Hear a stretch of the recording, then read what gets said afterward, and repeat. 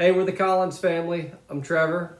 Rylan, Hunter, What's your name? Taylor, And Meredith. And we are excited to bring you the Sunday school lesson this week. So last week we heard a story about Paul's life and how it was changed. So today our Bible story is about what happened after Paul's heart was changed and his eyes were opened. So I am going to begin by reading a story from the Jesus Storybook Bible. And this is a book that the girls keep in their room and we read at bedtime. And this is a little recap from last week and then ties in today's lesson about Paul. So it's called A New Way to See. Of all the people who kept the rules, Saul was the best. I'm good at being good, he'd tell you. He was very proud and very good.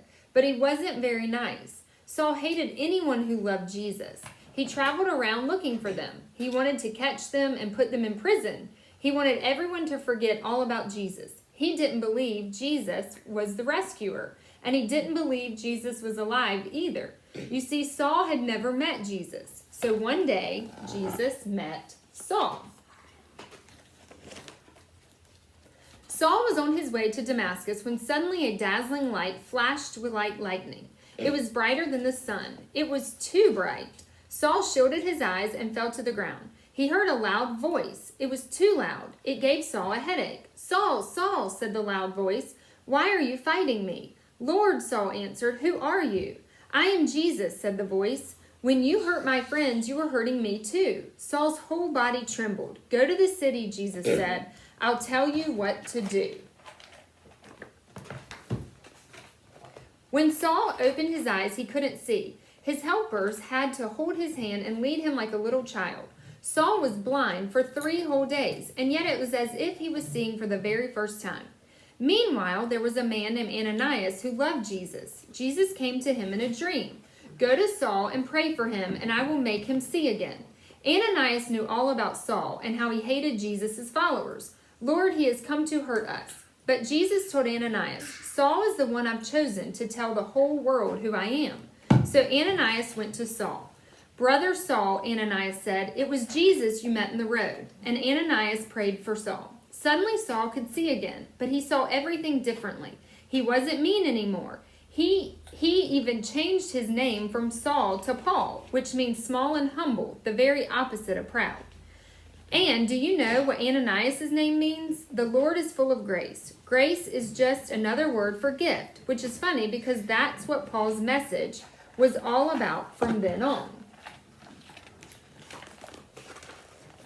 It's not about keeping rules, Paul told people. You don't have to be good at being good for God to love you. You just have to believe what Jesus has done and follow him. Because it's not about trying, it's about trusting. It's not about rules, it's about grace. God's free gift that cost him everything. What had happened to Paul? He met Jesus. Paul got a new job. He called himself a servant and traveled everywhere telling everyone about Jesus. He got shipwrecked 3 times. He even ended up in prison.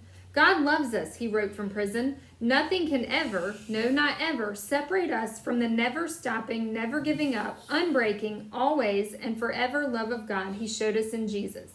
And so it was, just as God promised Abraham that dark night all those years before, the family of God's children grew and grew. Until one day they would come to number more than even all the stars in the sky.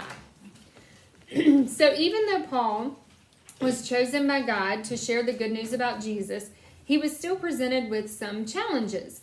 And he needed the help of others and of God to help him get back on track.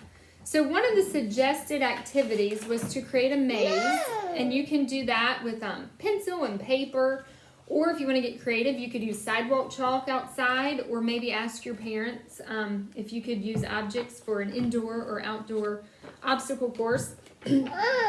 Yes, you can show it.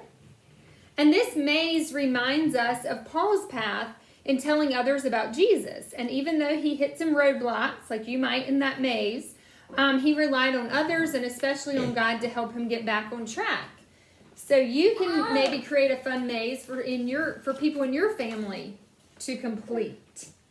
All right, and we are going to end with the girls leading us in a closing prayer. And this is actually a prayer that they learned at church, either from Sunday school or Joyful for Jesus. Joyful Jesus. So let's say our prayer. Put it down and put your prayer hands. I fold my hands to say a prayer. Thank you, God, for all your care. As I make each choice today, help me be wise in what I say. Help me be wise in what I do so I can show my love for you. Amen. Thanks everybody for spending some time with us this Sunday. We hope you guys have a blessed week.